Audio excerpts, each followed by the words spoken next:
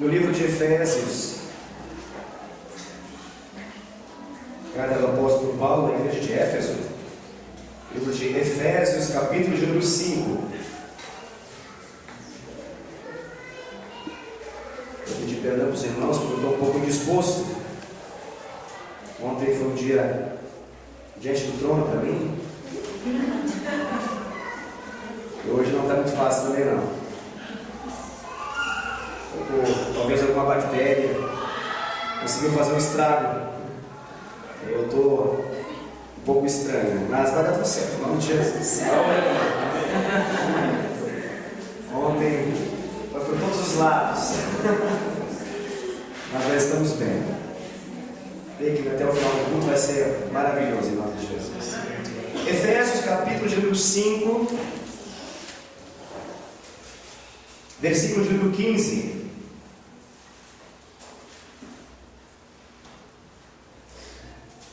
Efésios capítulo de número 5, nós vamos ler a partir do versículo de número 15 até o versículo de número 21. Vocês conseguiram achar? Amém. Então vou fazer a leitura, diz assim a palavra de Deus. Portanto, vede prudentemente como andais, não como nécios e sim como sábios, remindo o tempo, porque os dias são maus. Por essa razão, não vos torneis insensatos, mas procurai compreender qual a vontade do Senhor. E não vos embriagueis com vinho, no qual há dissolução, mas enchei-vos do Espírito, falando entre vós com salmos, entoando e louvando de coração ao Senhor, com hinos e cânticos espirituais, dando sempre graças por tudo ao nosso Deus e Pai, em nome de nosso Senhor Jesus Cristo, sujeitando-nos uns aos outros no temor de Cristo. Até aqui. Glória a Deus. Essa é a palavra bíblica que nós vamos ler nessa noite, já lemos, e agora vamos meditar um pouquinho nela. O nome dessa mensagem chama-se Enchei-vos do Espírito.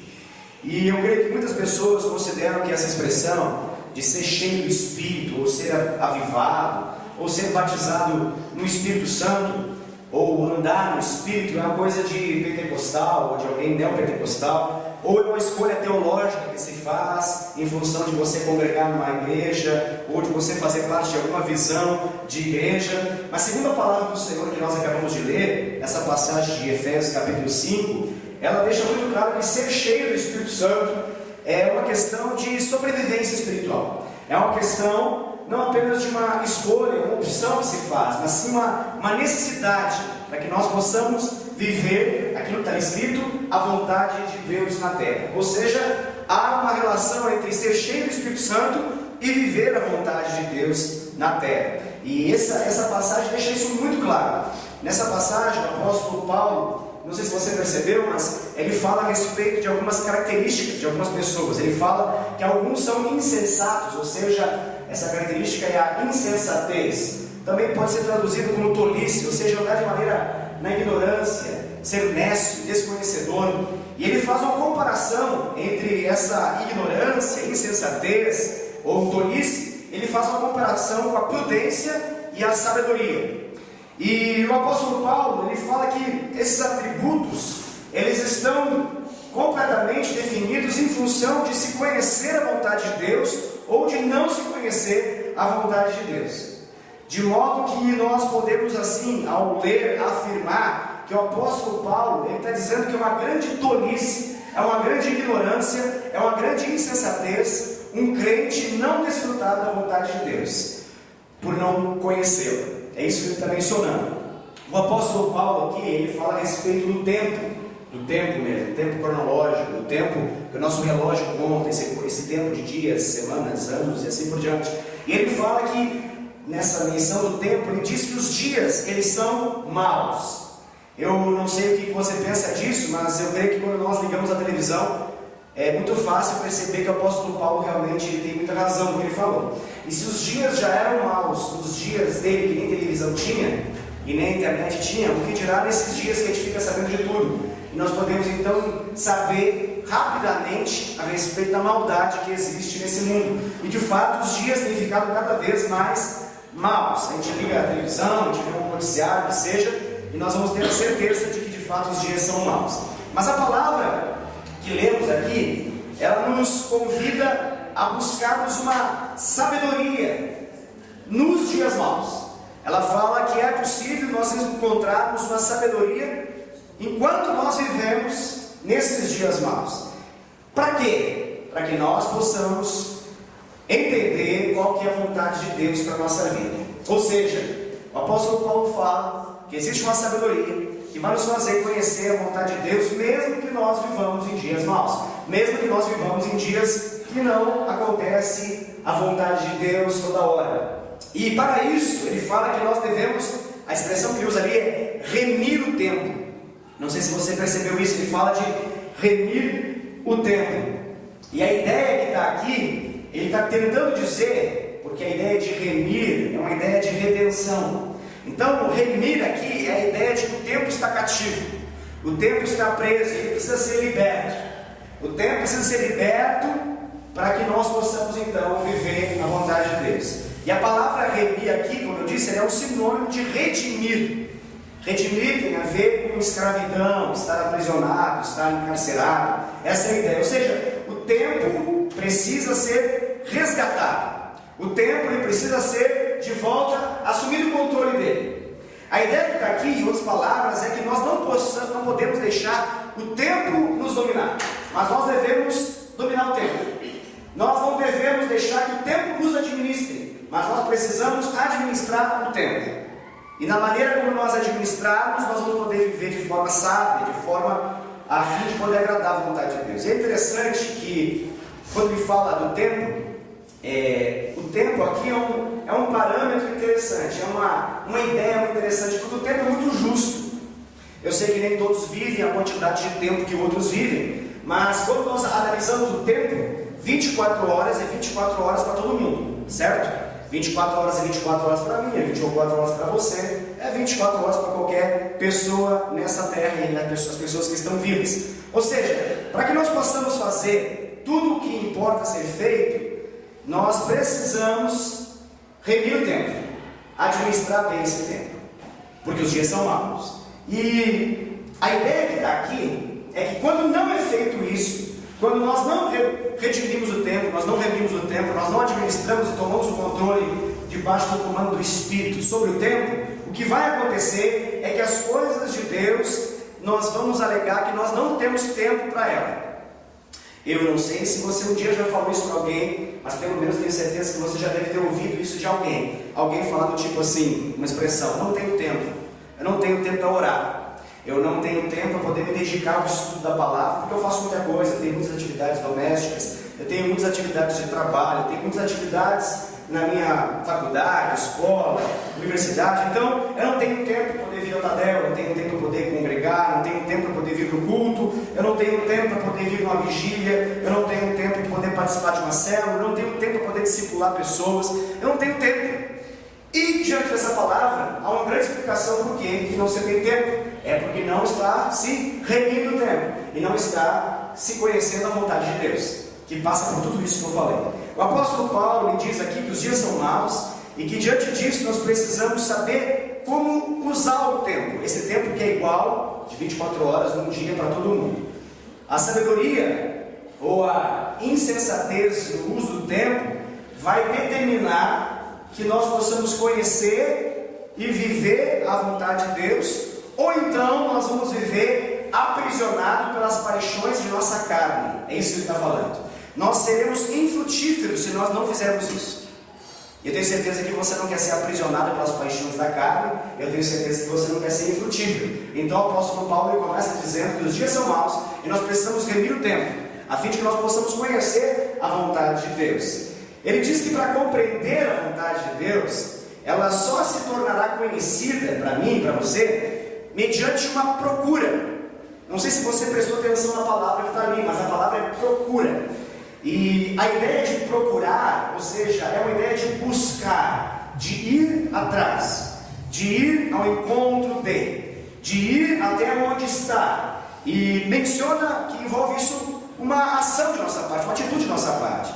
E de um modo geral, nós conhecemos a vontade de Deus. A Bíblia deixa muito claro que a vontade de Deus está impregnada em nosso espírito, né? Então, de um modo geral, todo crente conhece a vontade de Deus ampla, a vontade de Deus universal, a vontade de Deus em termos maiores. Porém, para que nós possamos garantir a voz de Deus nos guiando nas pequenas coisas, nas pequenas decisões que trazem grandes resultados em nosso dia a dia, nós de fato vamos precisar buscar a vontade de Deus. Eu sei que se eu falar algumas coisas aqui, você vai saber se é vontade de Deus ou não. Por exemplo, adulterar é vontade de Deus? Você fala que não, porque você conhece o princípio bíblico, um dos mandamentos que fala, não adulterarás. Então, você sabe que essa não é a vontade de Deus. Se eu falar para você a respeito de roubar, é a vontade de Deus? Claro que não, porque você conhece. E mesmo que você talvez não tivesse lido essa passagem bíblica, ouvido a mensagem, essas verdades foram impregnadas na medida que o Espírito Santo entrou na sua vida. Então você conhece a respeito dos valores morais, do que é e do que não é a vontade de Deus. Mas agora, deixa eu fazer uma pergunta para você. Comprar ou não comprar alguma coisa, você sabe se é ou não a vontade de Deus? Você sabe exatamente com quem você deve casar? Você sabe exatamente qual carro que você deve adquirir? Se você deve fazer um negócio ou não? Sabe? Então, para que você possa saber essas coisas que são específicas, esses detalhes que fazem toda a diferença no nosso dia a dia, que podem tornar a nossa vida uma bênção ou então uma grande maldição, nós vamos precisar buscar a vontade de Deus. Nós vamos precisar procurar a vontade de Deus. É isso que ele está falando. Isso envolve determinarmos que essa busca, ela deve ser a nossa prioridade. Você entende o que é prioridade? É aquilo que você faz em detrimento de outras coisas que você não faz. Prioridade é aquilo que você sabe que você deve fazer, e então você está disposto a deixar de lado coisas que você sabe que talvez não precisem ser feitas. Isso é prioridade na sua vida. Um crente, um irmão, uma irmã, alguém que passou pela experiência da salvação em Cristo, deve entender que buscar a vontade de Deus não é uma opção, mas é uma questão de sobrevivência espiritual. Deve entender que isso não é apenas uma escolha que a gente faz um dia e outros tantos dias a gente deixa de lado, mas isso deve ser uma prioridade na nossa vida. Amém? Então, quando a gente lê aqui a passagem bíblica de Efésios, capítulo 5, no verso 18, nós vamos ver claramente a consequência disso. Como eu disse, isso tudo que eu acabei de falar vai trazer alguma consequência. Descobrir a vontade de Deus e viver a vontade de Deus traz uma consequência. Não descobrir a vontade de Deus traz uma outra consequência. Muitas pessoas, por mais que elas possam desfrutar de uma vida cheia do Espírito Santo e possam andar no Espírito por serem cristãos, e isso está à disposição de todo cristão, muitas pessoas elas vivem debaixo de um sistema mundano na sua vida. Muitas pessoas elas vivem um descontrole. É como se elas não soubessem a existência do tal domínio próprio. Elas vivem descontroladas, falta freio nas suas vidas, e elas são jogadas para as mais terríveis situações. Talvez você pense assim: pastor, você está falando de pessoas não crentes? Eu digo, não, estou falando de pessoas que já entregaram sua vida para Jesus, mas que não buscam conhecer a vontade de Deus específica para as suas vidas. Não colocam a busca da vontade de Deus como uma prioridade para as suas vidas. E a consequência é que vivem viciadas por coisas que vão trazer consequências terríveis em sua vida. Essas pessoas vão estar debaixo de compulsões, vícios, por exemplo, como pornografia, masturbação, vícios como imoralidade sexual, vícios como bebedeira, jogos e assim por diante. Tantas e tantas coisas que a gente poderia mencionar aqui, que são coisas que claramente não é a vontade de Deus, não são a vontade de Deus para a nossa vida. Mas o maravilhoso dessa passagem é saber que ao invés de nós buscarmos saciar as necessidades que o pecado tenta determinar para nós, o Senhor Ele nos possibilita, o Senhor nos dá poder para que nós possamos saciar toda a sede e toda a fome da nossa alma, e isso vai ser encontrado na presença dEle. Não sei se você acabou de entender o que eu falei, mas em Deus há poder suficiente para que nós possamos ter todas as nossas necessidades da alma saciadas na presença dEle. Caso a nossa alma não seja saciada na presença de Deus, a nossa alma vai tentar se saciar nas paixões carnais, independentes quais sejam, independentes das consequências que isso possa trazer para a nossa vida. Algumas são menores e outras são terríveis, devastadoras, mas todas são ruins e todas apontam para a morte. A palavra de Deus aqui, o comando de Deus para a nossa vida, é um comando muito claro. O Senhor está aqui, eu creio que bradando uma coisa para nós, dizendo o seguinte, enchei-vos do meu Espírito. Queria que você pudesse ouvir isso de Deus nesse momento. Deus fala para você e diz, enchei-vos do meu Espírito, assim diz o Senhor. Essa é a palavra de Deus. Você não precisa questionar e nem ter dúvida quanto isso ser a palavra de Deus. Essa é a palavra de Deus para você e essa é a palavra de Deus para mim. Ou seja, há um comando, há uma direção clara através dessa palavra, enchei-vos do Espírito Santo.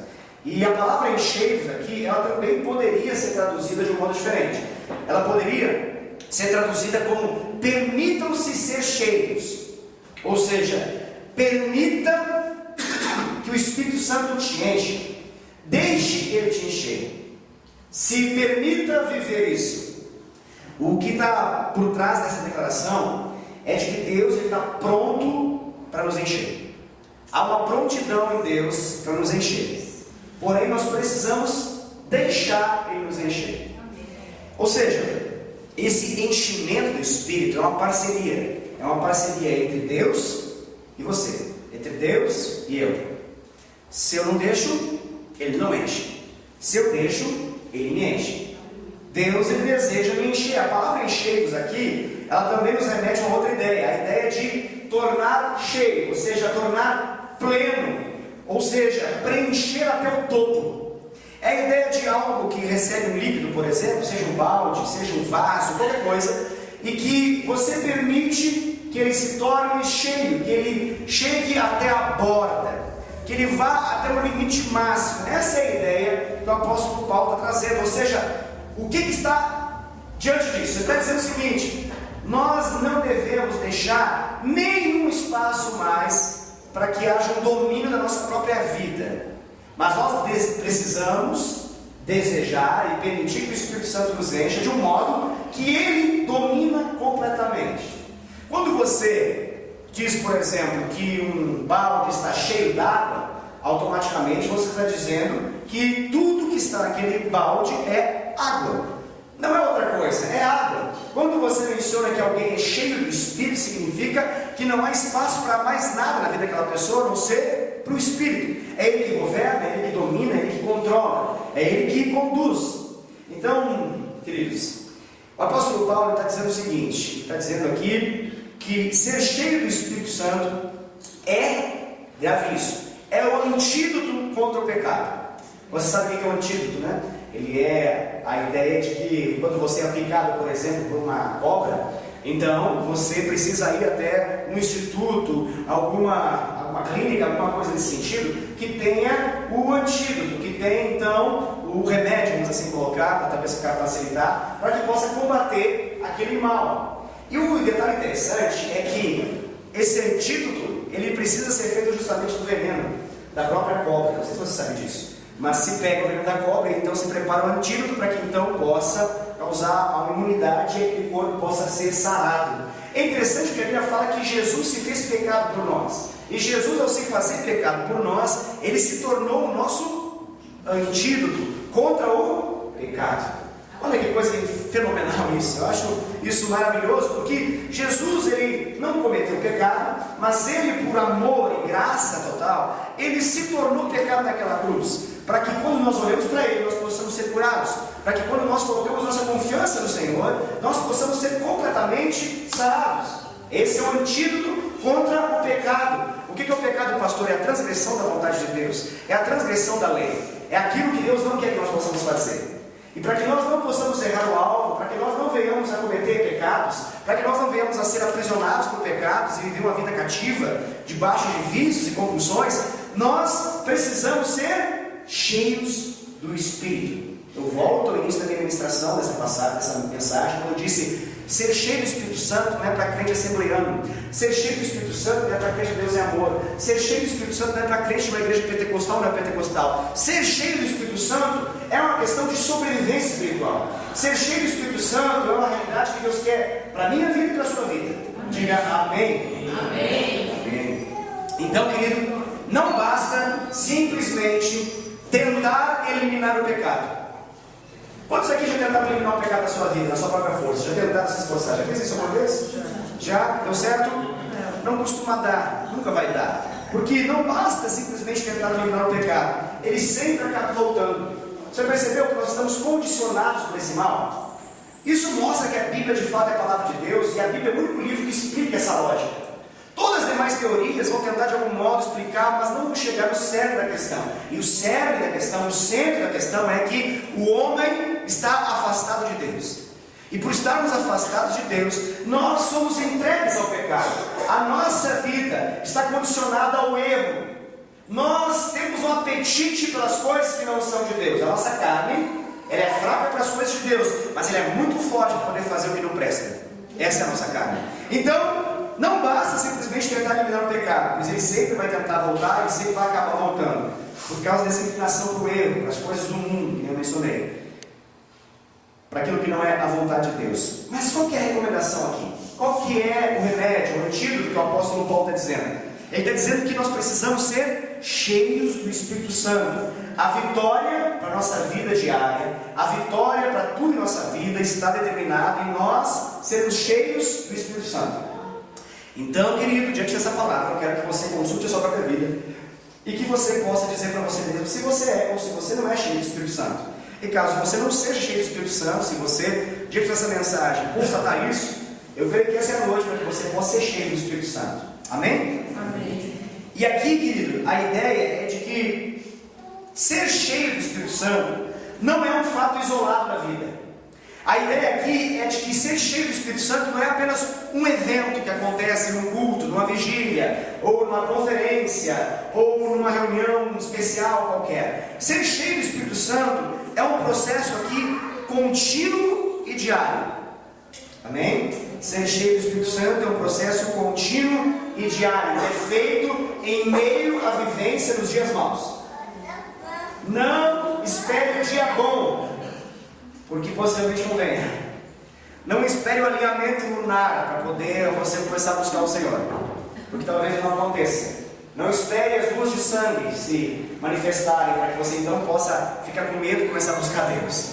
Hoje, se você escuta a voz do Senhor teu Deus, é o dia para você buscá-lo, é o dia para você procurá-lo, mas não se canse de buscá-lo hoje, porque amanhã você vai precisar continuar a fazer isso. É um processo contínuo, é um processo diário, e ele vai determinar em vitória, ele vai determinar que no meio dos dias maus, nós vamos poder experimentar da força e da vitalidade espiritual que Deus quer nos dar. Há uma força, há um revigoramento, há um renovo, há uma unção especial e específica da parte de Deus sobre todos os dias que você o busca.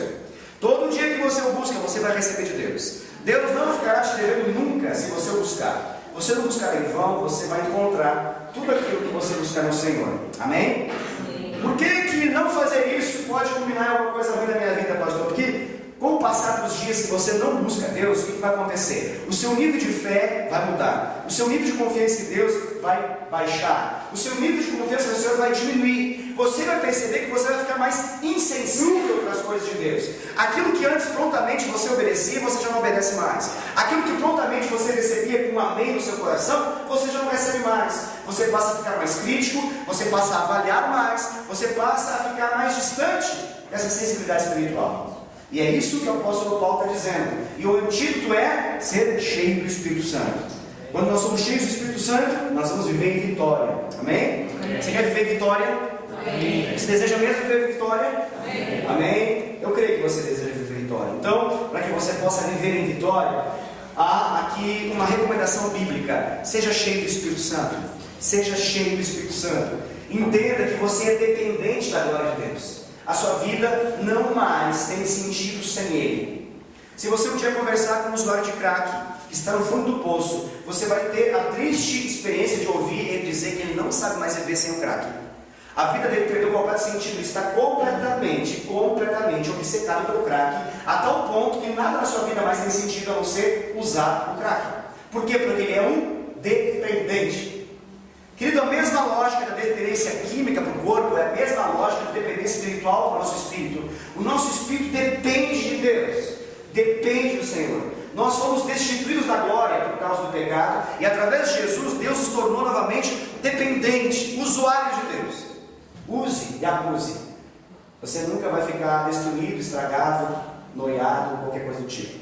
Muito pelo contrário, você vai viver tomado pela glória de Deus. Você vai viver em vitória, em nome de Jesus. Amém? E para isso, nós precisamos aprender a nos manter cheio. Eu falei que ser cheio é um processo contínuo e diário. É um processo de todo dia, de modo que nós não podemos e não devemos nos cansar de buscar a Deus todo dia. Mas para que nós possamos nos manter cheios do Espírito, e nessa palavra nós vamos ver alguns passos, existem alguns passos para que nós possamos continuamente nos encher do Espírito e ter uma vida avivada, pessoal. Um avivamento pessoal, vamos assim colocar. Para que você possa ser alguém avivado, todo dia, todo tempo. Para que você possa ser uma expressão da glória de Deus para a vida das pessoas que estão à sua volta. O apóstolo Paulo faz algumas recomendações. Eu gostaria de falar delas aqui de forma bem breve, que são elas, a partir do versículo 19, ele fala sobre isso. No versículo 19, na primeira parte, ele começa a expressão de falando. Acho que você percebeu isso aí, tá? No começo do versículo 19, a expressão falando. A ideia aqui é falar a palavra de Deus. Há um poder sobrenatural na declaração profética da palavra de Deus. Há um poder sobrenatural na medida que nós abrimos nossa boca e deixamos que nós mesmos sejamos boca de Deus, para que as coisas de Deus se tornem vivas em nossa vida e na vida dos outros. Então, a ideia de falar em Salmos, aqui você sabe que Salmos é uma porção bíblica, Salmos é um livro bíblico, e Salmos não é apenas uma coisa só, não é necessariamente uma grande poesia ou música, mas Salmos reflete a vida cristã. Salmos tem de tudo, e tem para toda hora. Salmos fala de tristeza, de alegria, de agonia, fala de momentos maravilhosos, de batalha, de conquista, fala de momentos de saúde, de enfermidade, fala de tudo. Salmos reflete a vida cristã. Então, quando o apóstolo Paulo fala de falar em Salmos, ele está dizendo que a nossa vida, ela precisa aprender, nós precisamos aprender a falar. Nós precisamos aprender a usar a nossa boca em nosso próprio favor, em nosso próprio benefício. Salomão ele fala que vida ou morte estão no poder da língua, ou seja, nós vamos comer daquilo que nós falamos, nós vamos viver de acordo com aquilo que nós mesmos dizemos.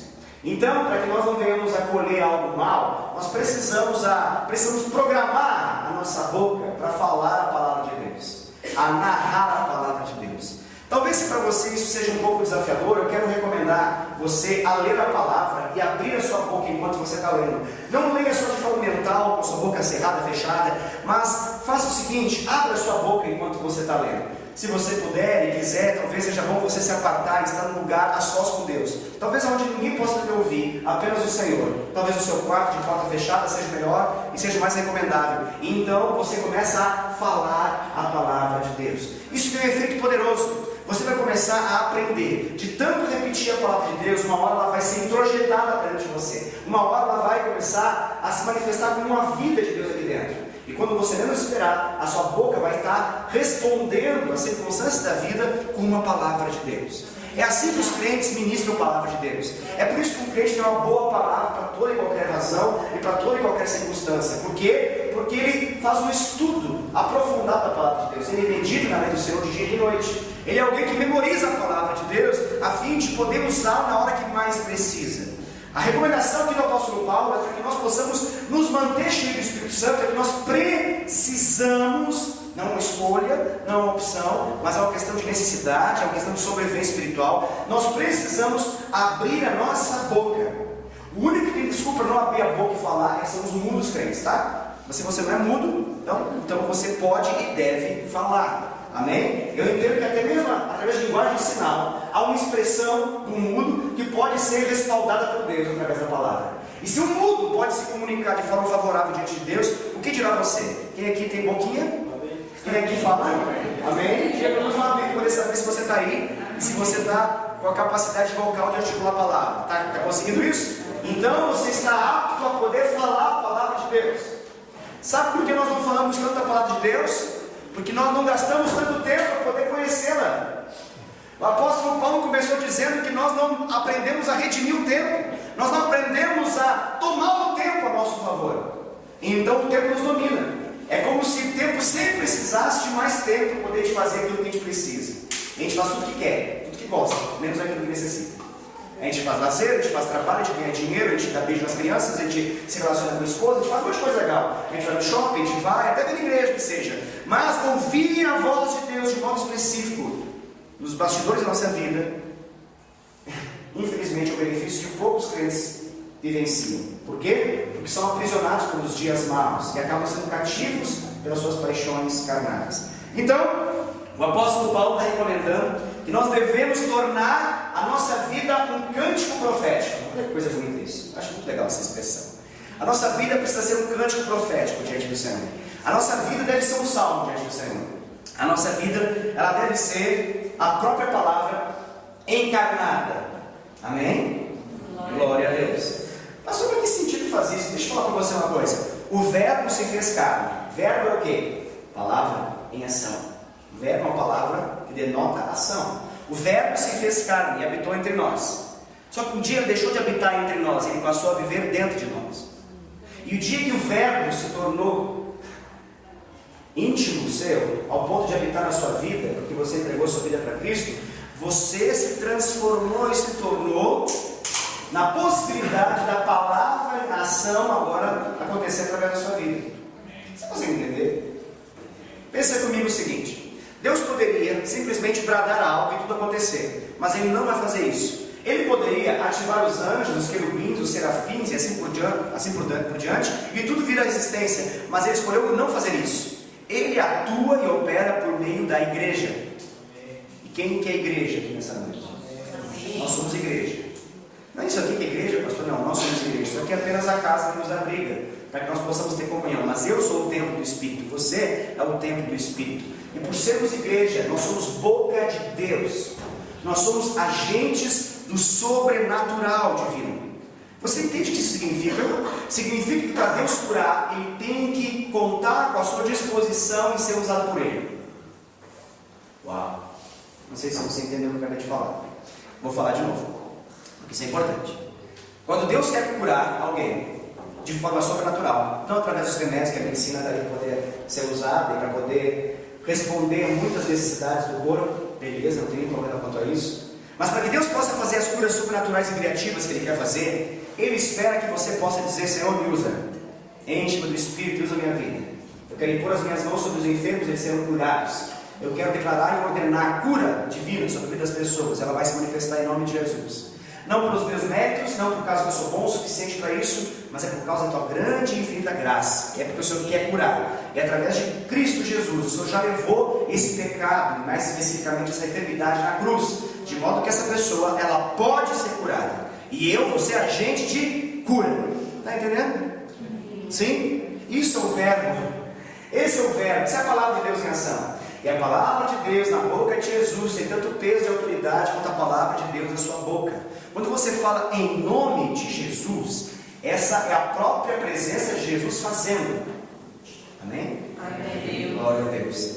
Uma das razões de tanta frieza espiritual em nossa geração, uma das razões de que os crentes são tão tímidos, uma das razões de tanta frieza espiritual na vida da igreja, é que existe uma falta de declaração da palavra. Nós declaramos tantas coisas, nós aprendemos tantas coisas, nós lemos tanta porcaria, nós ouvimos tanta porcaria, nós olhamos tanta porcaria e falamos muita porcaria. Mas a palavra de Deus, a fonte da nossa existência, aquilo que nós mais precisaríamos saber, nós pouco sabemos.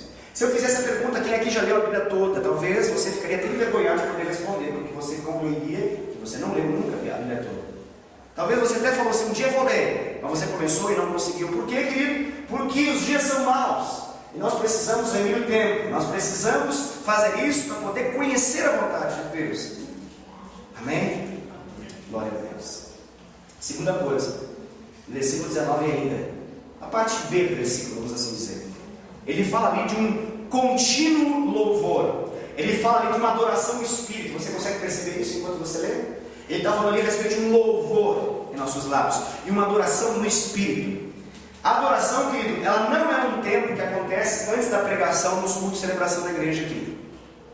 Se você acha que a adoração é só isso, você ainda não entendeu o que é adoração. Adoração é um estilo de vida. Adoração é algo permanente, contínuo, diário, toda hora, em toda circunstância. Isso é adoração.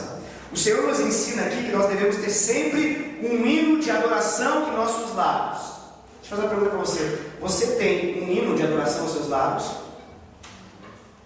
Aqui a ideia é essa. O Senhor está tentando dizer para nós que é importante nós termos hinos de adoração em nossos lábios.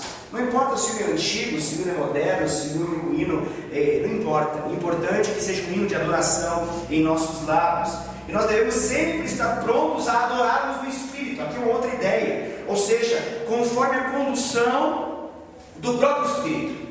A adoração do Espírito é aquela adoração em que as palavras não são pré-programadas, em que as palavras não são um hino conhecido que você gosta, que você ouviu na igreja, ou que você ouviu no YouTube, ou algo assim. Mas a adoração do Espírito é uma adoração em que o próprio Espírito coloca nos seus lábios palavras de adoração ao Senhor. Ou seja, nós devemos estar sempre prontos a louvarmos a Ele, a Deus, com cânticos já conhecidos da língua portuguesa, e também devemos sempre estar prontos a adorarmos a Deus de forma espontânea. Amém? Com cânticos espirituais. Cântico espiritual não é aquele que a gente gosta, que arrepia a coluna e fala, esse é cântico espiritual. Não, isso não significa, isso significa a nossa alma sagrada da melodia ou da letra desse cântico. Mas cântico espiritual é um cântico em que o regente é o Espírito Santo, em que o maestro é Ele, em que nós não estamos simplesmente recitando algo que nós já conhecemos, mas nós estamos deixando ser conduzidos e levados por Ele, a fim de que Ele possa ser adorado por nós. Amém?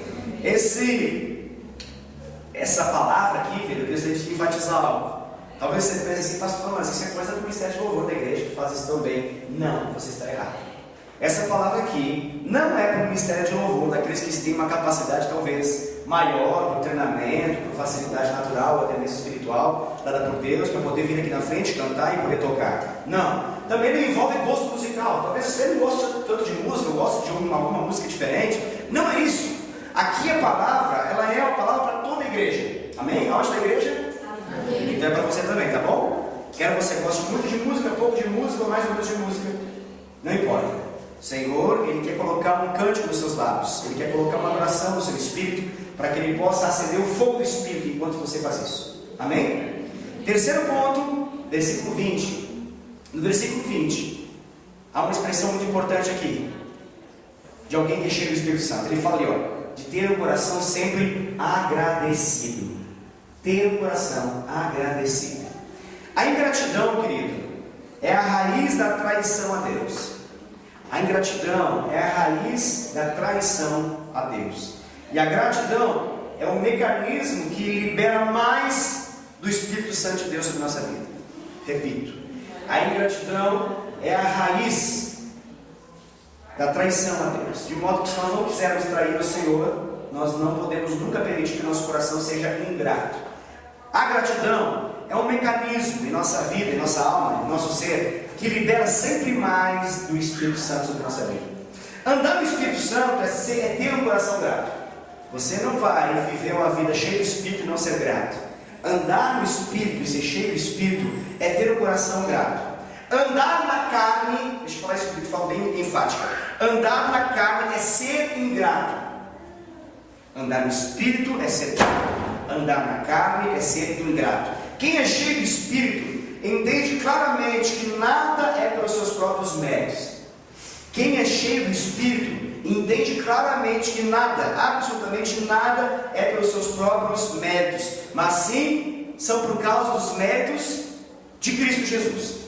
Amém? E por isso eu estou falando de graça. Ou seja, não há como nós vivermos uma vida cheia do Espírito Santo, vivendo a vontade de Deus, sem que haja gratidão no nosso coração. Pois tudo que podemos viver de Deus é pela mais pura e total graça. Amém? Pela mais pura e total graça. Você e eu, nós não somos merecedores de nada. Nós não somos merecedores de nada. O nosso pecado nos fez merecer o inferno. O nosso pecado nos distanciou de Deus. E nós não somos merecedores de absolutamente nada do favor de Deus. Mas a graça de Deus, o favor que não se merece, o favor imerecido de Deus, que foi manifestado em Cristo Jesus, essa graça, ela é como um presente que nos faz ter o Espírito Santo de Deus habitando dentro de nós. Perceba que coisa fantástica, gloriosa. Eu não sou merecedor, você não é merecedor, mas pela graça de Deus, por causa de Jesus, o Espírito Santo de Deus, o próprio Deus, passou a viver dentro de você. Você se tornou casa do próprio Deus, lugar onde Ele habita. E por Ele habitar, é justo que Ele possa governar, é justo que Ele possa mandar. A carne, perceba isso aqui é muito importante. A carne, ela sempre nos arrasta para o legalismo. A carne, ela sempre nos arrasta para o legalismo. A carne, ela sempre vai tentar criar algo muito criativo para poder dizer para você que você vai conseguir vencer sem a graça de Deus. Eu quero adiantar o resultado para você: não vai dar certo. Nenhuma lei, por mais rígida que seja, vai fazer você viver a vontade de Deus. A única possibilidade de você viver a vontade de Deus é por meio de uma vida cheia do Espírito Santo. E essa vida cheia do Espírito Santo é uma revelação da graça de Deus. É pura e total graça de Deus. Para a carne, nós sempre vamos precisar de regras. A carne gosta de regrinhas. A carne gosta de livrinhos do tipo 21 passos, ou 10 passos, ou 15 passos. A carne gosta da ideia de que nós precisamos fazer algumas coisas e vamos trazer um resultado grande. Mas o resultado não vai acontecer, porque a palavra de Deus não é a palavra dos homens. A palavra de Deus deixa muito claro que somente uma vida cheia do Espírito vai fazer que nós não venhamos a viver uma vida na carne. Amém? Quando nós vivemos uma vida no Espírito, nós vamos perceber a realidade da presença de Deus. Existe uma diferença de ser crente e ter um credo, e de reconhecer Jesus, e entender que depois da morte vamos viver no céu. E existe uma grande diferença entre esse tipo de pessoa e alguém que tem o Espírito Santo como algo, e alguém vivo, operante, alguém que tem um relacionamento vivo com esse Deus. É isso que Deus tem para a nossa vida. O último ponto da mensagem está no versículo 21, é o quarto ponto aqui, como um passo que o apóstolo Paulo fala para que nós possamos viver uma vida cheia do Espírito. E aqui ele menciona que esse ponto chama-se sujeição ou submissão. Perceba, ter um coração humilde e ensinável são características de alguém que é cheio do Espírito Santo. Ter um coração humilde e ensinável são características de alguém que é cheio do Espírito Santo. Uma pessoa cheia do Espírito Santo, ela tem predisposição para obedecer. Uma pessoa que tem o Espírito Santo, ela tem predisposição para obedecer. Amém? Uma pessoa que é cheia do Espírito Santo, ela tem predisposição para obedecer. Alguém que está embriagado pela carne, a expressão ali não nos embriaguez com vinho, né? A ideia não é só do vinho ali, mas é uma embriaguez da carne. É quando a carne, ela nos seduz ao ponto que ela nos anestesia. E nós ficamos completamente tomados pela vontade carnal. Então, alguém que é embriagado pela carne tem uma predisposição para a insubmissão. Perceba na sua vida, se você pode talvez fazer uma recordação aí na sua mente, de algum momento que você talvez viveu não muito com Deus, que você não viveu muita intimidade com o Senhor. Você começou a perceber que as coisas de Deus começaram a ficar um pouco mais distantes da sua vida. Você começou a perceber que a voz do Senhor não era tão viva para você, não era tão clara para você, não era tão pessoal para você. O que começou a acontecer? Você começou a se tornar mais liberal. Você começou a ficar mais libertino. Você deu muita liberdade ao ponto que a sua alma assumiu o controle e não mais o seu espírito. Nós somos espírito, alma e corpo, não é mesmo? A ideia é que nós somos um espírito, temos uma alma e habitamos um corpo. Essa é a ideia. Mas nós somos espírito. Nós somos seres espirituais. Ou seja, quando Jesus se tornou vivo em nossa vida, o nosso espírito se tornou vivo através de Cristo. O dia que você entregou a sua vida para Jesus, teu espírito deu vida. E agora é Ele que deve governar. Andar no Espírito é deixar que o Espírito humano, que está amalgamado com o Espírito de Deus, juntado, ligado com o Espírito de Deus, venha governar a sua vida. A Bíblia fala que aquele que se uniu ao Senhor se fez um com o Espírito de Deus. De modo que na Bíblia fica meio confuso você saber se o Espírito é com letra maiúscula ou se o Espírito é com letra minúscula. Por quê? Porque o Espírito Santo e o Espírito do homem estão amalgamados, estão juntos, estão ligados de forma insolúvel, de forma a não mais ser retirado. Amém? Deus deu o Espírito dele para que você possa ser totalmente de Deus. Glória a Deus por isso. Glória a Deus por isso. Querido, quando nós falamos de submissão, perceba bem, quando nós estamos 100% Jesus, quando nós estamos pegando óleo de unção, quando nós estamos cheios do Espírito, quando nós estamos com o nosso TSD em dia, quando nós estamos com o nosso tempo sozinho com Deus, de forma efetiva, sabe o que acontece? Até uma palavra dura vai ser facilmente recebida por uma pessoa que é cheia do Espírito Santo. Por quê? Por uma característica de uma pessoa cheia do Espírito Santo é que ela está sempre pronta a receber aquilo que é de Deus. Agora, quando nós estamos tomados pela carne, por mais que a palavra seja mais doce, que seja uma palavra de consolo, que seja uma palavra amena, a alma sempre vai reinterpretar e vai se insubmeter àquela palavra. Já percebeu isso? Às vezes parece que é só uma questão de falha de comunicação, e nós ficamos pensando assim: puxa, acho que nós temos que aprender a falar melhor, acho que nós temos que aprender a dizer as coisas de um outro jeito. Eu quero dizer uma coisa para você: por melhor que nós falemos, por qualquer outro jeito que nós venhamos a dizer as verdades de Deus para a vida de alguém, se o Espírito Santo não for aquele que estiver dominando aquela vida, a palavra de Deus vai ser juízo e condenação para ela.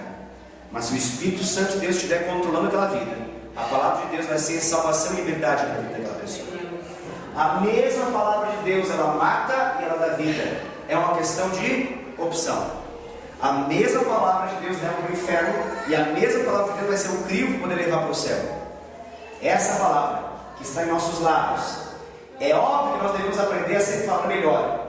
É óbvio que nós devemos aprimorar a maneira de comunicar. Mas independente disso, a palavra de Deus, quando ela encontra um coração submisso, ela é vida.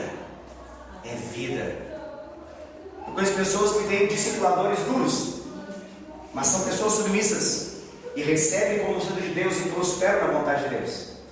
Eu conheço pessoas que têm discipuladores amenos, que falam de forma doce, que falam de forma querida. E por mais querido que se fale, a dureza do coração do homem impede de receber aquilo como sendo algo de Deus. E sempre existe uma insubmissão. Por quê? Porque essa submissão é uma característica de tempo sozinho com Deus. Essa submissão é uma característica de alguém que está mergulhado, encharcado, imergido no Espírito Santo. Você está conseguindo entender alguma coisa? Amém? Glória a Deus. Então, querido, o comando de Deus para a sua vida e para mim é: seja cheio do Espírito Santo. Esse é o segredo para todo o triunfo que você espera, para toda a vitória que você anela, para tudo aquilo que você quer viver da parte de Deus. Se você for cheio do Espírito Santo, você nunca vai ficar em confusão, porque nunca vai faltar palavra específica da parte de Deus sobre a sua vida. Se um dia você ficar um pouco, qual que é a vontade de Deus? Uma voz atrás de você vai dizer o caminho que você deve andar. Nunca vai ficar sem palavra alguém que busca a palavra de Deus. Quem não busca, vai chupar o dedo. Quem não busca, vai olhar os outros serem vitoriosos, vai ficar até com dor de cotovelo, que nem a Thay falou. Mas Deus não quer isso para você. Porque o mesmo caminho que o outro que consegue tem, é o mesmo que você tem para poder também conseguir. É o mesmo caminho. Amém? Amém. Seja cheio do Espírito Santo, querido. Amém. Seja cheio do Espírito Santo. Coloque-se de pé, nós estamos encerrando o culto. Eu quero dar com vocês.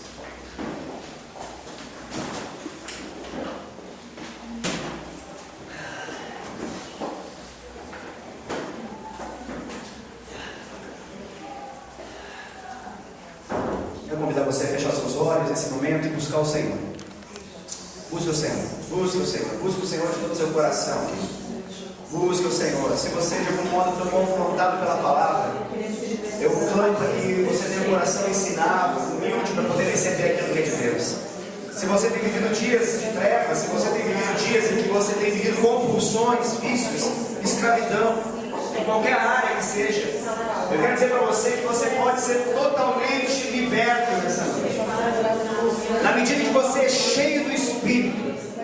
E eu quero orar sobre a sua vida nesse momento e declarar que você seja cheio do Espírito, que você seja batizado no Espírito, que o fogo do Senhor venha sobre a sua vida, e que o fogo do Senhor tire toda a impureza, toda a escravidão, toda a compulsão, todo o vício da carne, todo o apego à carnalidade, à sensualidade, em nome de Jesus, que caia por terra na sua vida isso.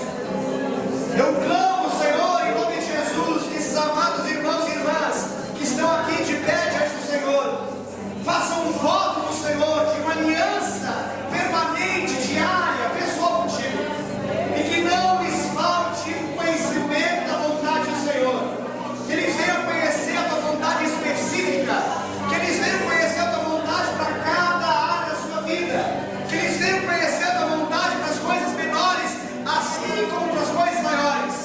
Palavra do Senhor, palavra revelada, palavra do Espírito, palavra profética, venha sobre os meus amados irmãos, em nome de Jesus. Fale, Senhor, fale, Senhor, fale, Senhor, fale, Senhor, em nome de Jesus. Fale, Senhor, enche os lábios dos meus amados irmãos com a tua palavra, e que eles possam profetizar a tua vontade, que haja um salmo em seus lábios, que haja uma palavra revelada, Senhor, em seus lábios, em nome de Jesus, que haja um louvor em seus lábios, e uma adoração no seu Espírito, Pai, em nome de Jesus, que haja um coração ensinável, um coração agradecido, um coração grato, em nome de Jesus. Pai, eu oro, eu abençoo a vida de cada amado que está aqui, eu abençoo a vida de cada homem e mulher que está aqui, de perto da tua presença, buscando a tua vontade e buscando o enchimento do poder, o enchimento do Espírito, que caia o teu Espírito sobre a vida deles agora, em nome de Jesus, que eles sejam cheios de ti, em nome de Jesus, que eles sejam cheios do teu Espírito Santo. Batiza, renove, revigora, restabelece a força original. Espírito Santo, tu és vivo, poderoso, venha com a tua glória em nome de Jesus, venha com a tua glória em nome de Jesus. Toque-nos com o teu poder, toque-nos com o teu poder, toque-nos com o teu poder em nome de Jesus, Senhor. Senhor, nós também queremos orar para o nosso Brasil. Hoje foi um dia determinante nos próximos 4 anos dessa nação. Nós não sabemos exatamente o que está acontecendo nesse exato momento, mas nós queremos clamar que, independente do resultado, o Brasil venha se render ao Senhor Jesus. Nós colocamos nossa nação diante de ti e nós declaramos contra todo espírito demoníaco que ousa contra essa nação, que bate em retirada agora em nome de Jesus. Nós declaramos sobre os céus dessa nação, que essa nação está consagrada diante do sangue do Cordeiro, que essa nação é do Senhor, é do Senhor, é do Senhor, é do Senhor. Essa nação não é do PT, não é do PSDB, não é de nenhum partido político, não é de um homem dessa terra. Essa nação é de Jesus, e feliz a nação cujo Deus é o Senhor. Pai, nós consagramos esse tempo e pedimos do governante dessa nação, seja tocado pelas orações do povo de Deus ao longo desses próximos 4 anos, e que seja um governo justo, que seja um governo bom, que seja um governo de prosperidade, que seja um governo de liberdade, de ação do Espírito Santo, em nome de Jesus. Nós abençoamos a nação brasileira, Senhor, e colocamos o próximo presidente, ou o atual presidente que seja, nós colocamos, Pai, diante do Senhor, e clamamos, encha do Senhor, toque, quebre toda a maldição sobre a vida desses queridos, em nome de Jesus, e que eles venham conhecer o Rei dos Reis, o Senhor dos Senhores, em nome de Jesus. Pai, nós te agradecemos por esse culto, nós te agradecemos pela tua palavra, e colocamos nossas vidas diante de ti, para que a graça revelada em Cristo, para que o amor do Pai e a doce consolação e comunhão com o Espírito Santo sejam uma realidade em nossas vidas, hoje e perpetuamente, em nome de Jesus. Amém. Amém. Deus abençoe a sua vida em nome de Jesus.